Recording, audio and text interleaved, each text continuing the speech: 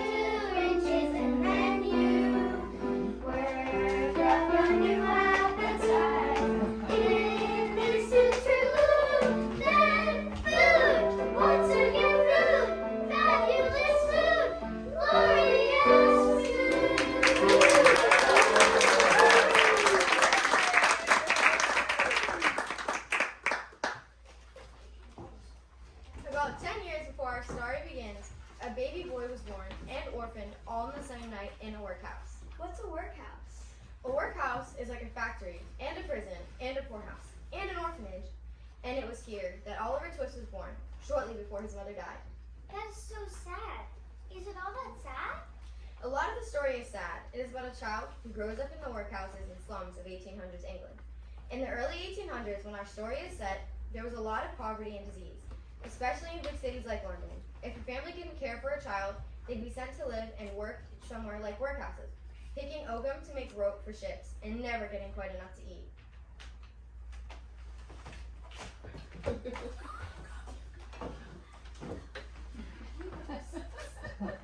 Please, sir, I want some more. What? Please, sir, I want some more. Who is this child? Oliver Twist, sir.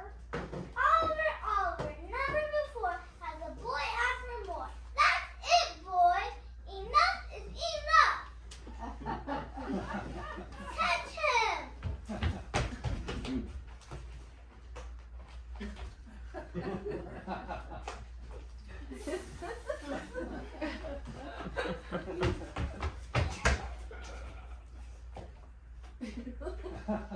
Mr. Bumble caught Oliver, of course. The Board of Governors, who oversaw the workhouse, demanded that such an impudent child be thrown out.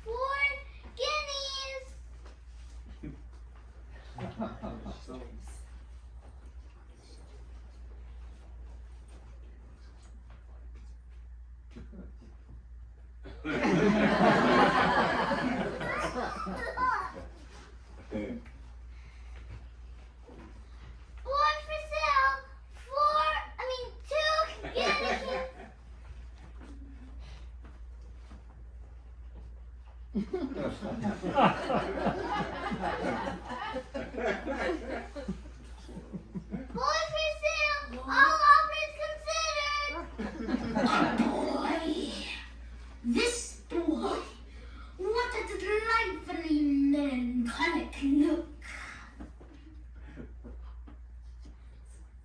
Yes, Mr. Strawberry, quite a melancholic child. He'd be just the thing of a funeral procession. A weeping child is especially melancholic. I'll give you 20 shillings next week if we don't go broke trying to feed him. Very well. Oliver was thus apprenticed by Mr. Sowerberry, the Undertaker.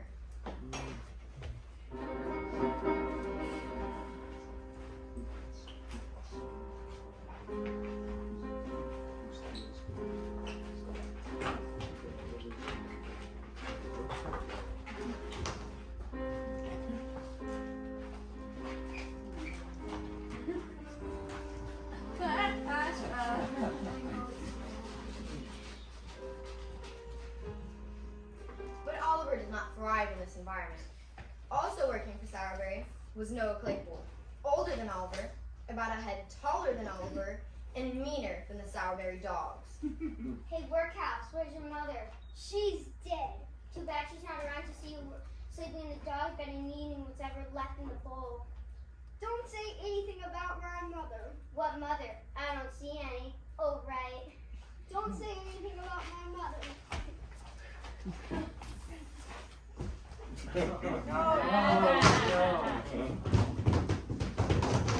What is this racket?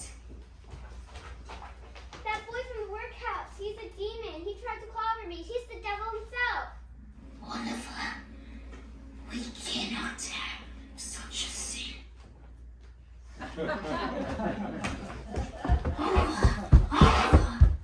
And thus, Oliver was no longer apprenticed to the Undertaker.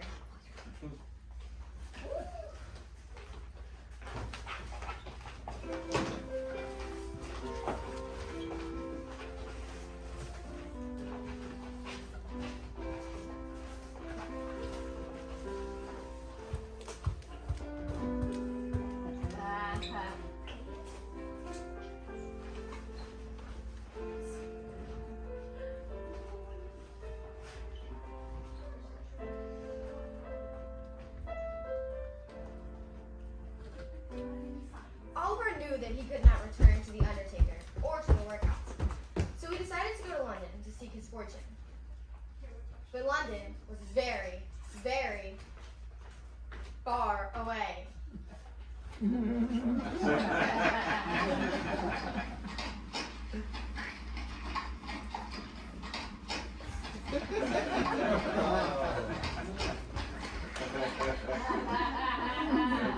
After several days of walking and sleeping in fields and being passed over by every horse and cart on the road,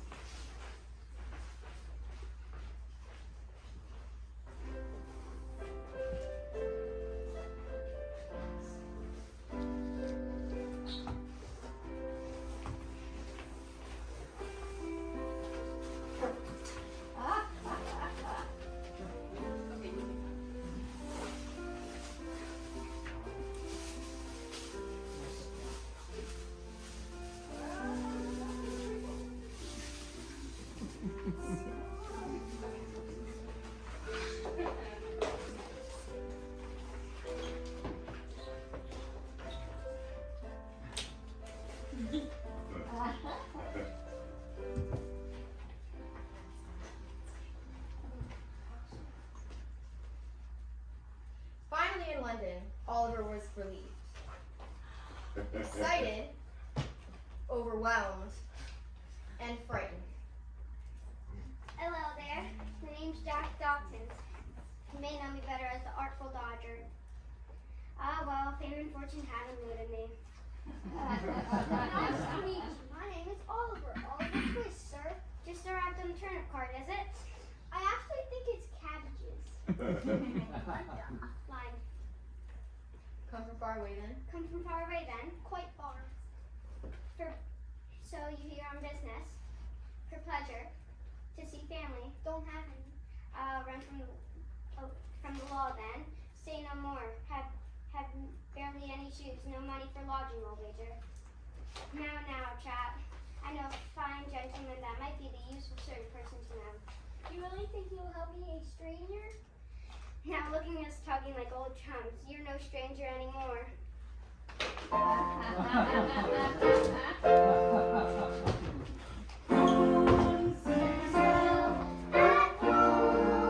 Consider yourself part of the family. We're taking you so strong. It's clear we're going to get along. Consider yourself well in. Consider yourself part of the furniture. There isn't a lot to spare. Who cares? Whatever we got, we share. If it's a chance to meet, we should see some harder days. Empty lot of days, why browse? Always a chance to meet somebody to foot the bill. Then the dreams start on the house. Consider yourself our man. We don't wanna have no fuss. For after some consideration, we can stay. Consider yourself one of us.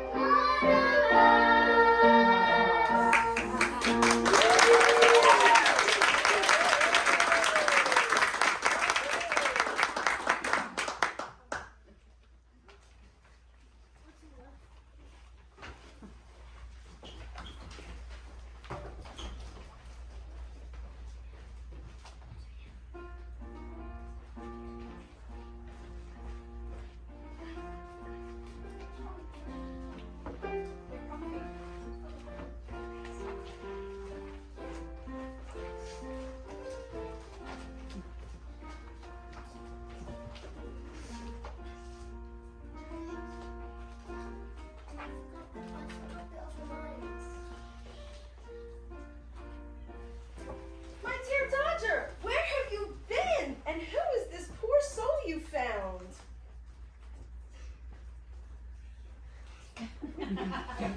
Pagan, fellas, I'd like you to meet Oliver. Oliver Twist, newly arrived from the country. Leave the boy alone. Fagin, pleased to be met. Is this a laundry, sir? Some days it's a laundry. Some days we do repairs. You, Pearlie, I think you made a mistake. You'll need to pick all these initials out. Of course, Pagan. I keep embroidering these wrong initials on these fine hankies. An honest mistake. Nothing we can't fix. Now, who's hungry?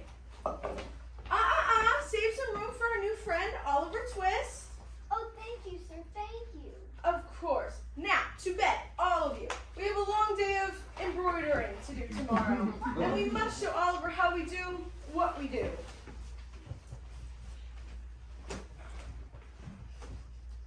Perhaps this will not surprise you, but our Oliver had not found himself among a crew of rogue embroiderers. But Fagin and his charges practiced a skill no less delicate and no less crafty. Wake up, my dears! The tops of Londons are overly weighted and we must lighten their loads. Sir, I don't know how to do embroidery. But I used to pick oakum in the workhouse, but nothing so fine as embroidery. No problem. Our dear Dodger will show you the ropes. Look, friend, we're not really embroidering. No, I don't. Not even laundry?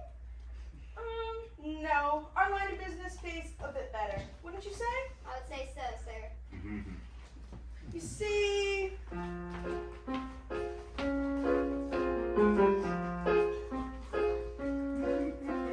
Robin Hood, what a crook, gave away what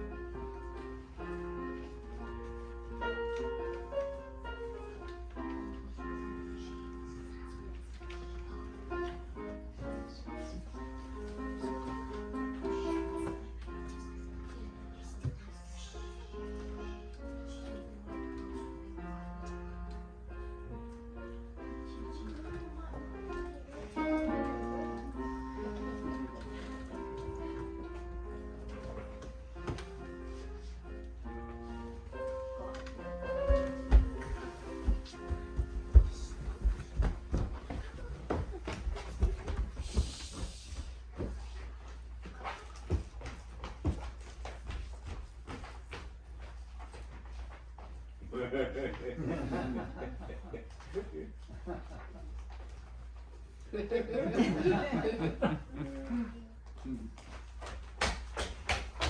purse! Stop, boy! Oh, sorry. Not that boy, there was another one. Honestly, from here on out, things get dicey for our hero.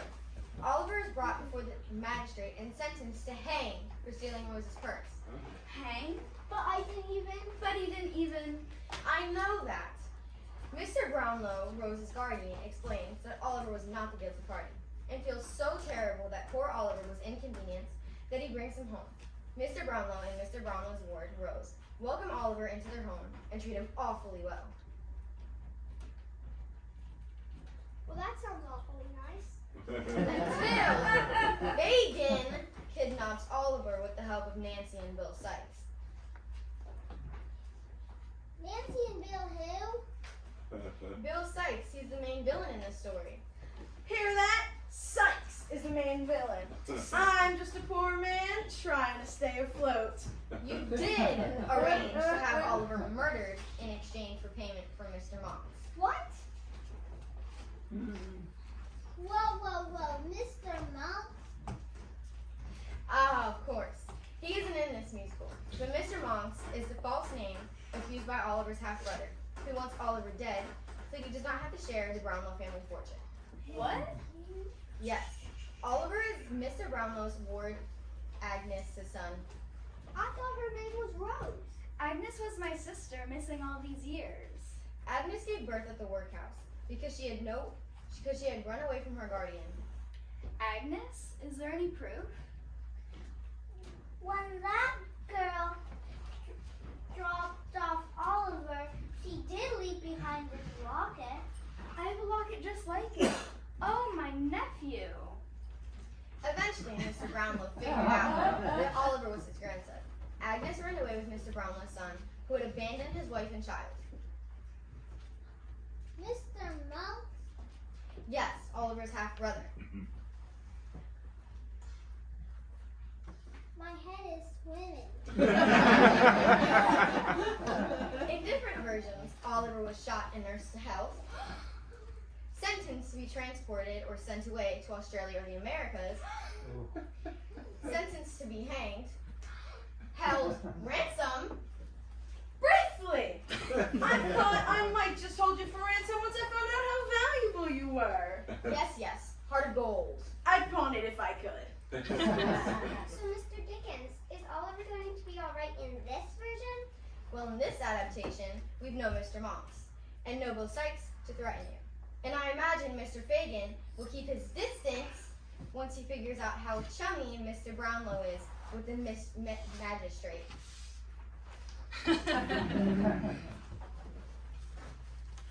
So you mean I can go live back with you, Rose? Yes, of course.